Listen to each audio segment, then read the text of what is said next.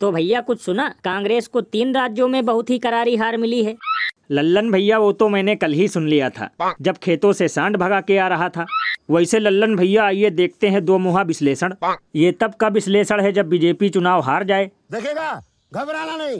BJP और बाकी पार्टियों में फर्क ये है कि बाकी पार्टियां मुफ्त का माल देने का वादा करती हैं। वो कहती हैं आप बिल मत दीजिए, बिजली पानी माफ कर देंगे, आपको हर महीने घर बैठे बैठे बेरोजगारी का भत्ता दे देंगे।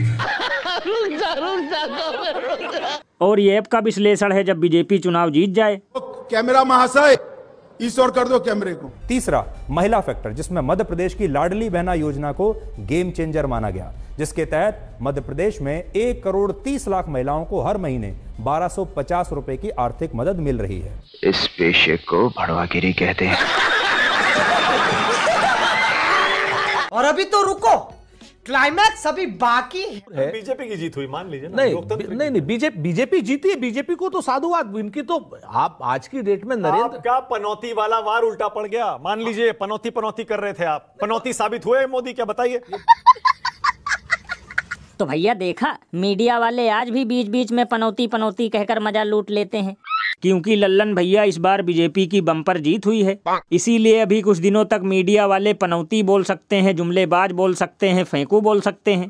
इससे अभी किसी को कोई फर्क नहीं पड़ने वाला। वरना पनौती तो छोड़ो, अगर गलती से कहीं बोल देते अनपढ़ तो दूसरे दिन से टी शर्ट पहनकर घूम रहे होते घर पर।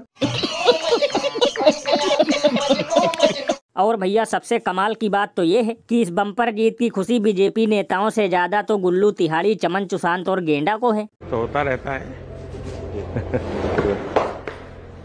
सुनाइए भाई, देश आप लोगों को देख रहा है।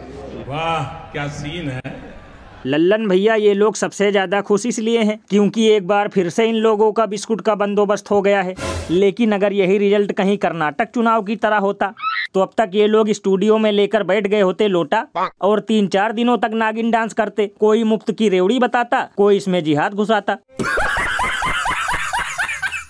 ये बड़ी अच्छी बात कही आप।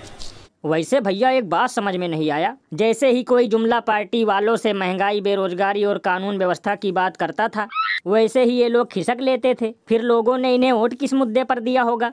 लल्लन भैया वही पुराना मुद्दा जो हर चुनाव में दाल तड़का का काम करता है, जैसे हिंदू, मुस्लिम और धर्म की अफीम। भैया इसका मतलब अब केवल यूपी वाले ही नहीं, बल्कि राजस्थान, मध्य प्रदेश और छत्तीसगढ़ वाले भी बिहार नौकरी मांगने जाएंगे।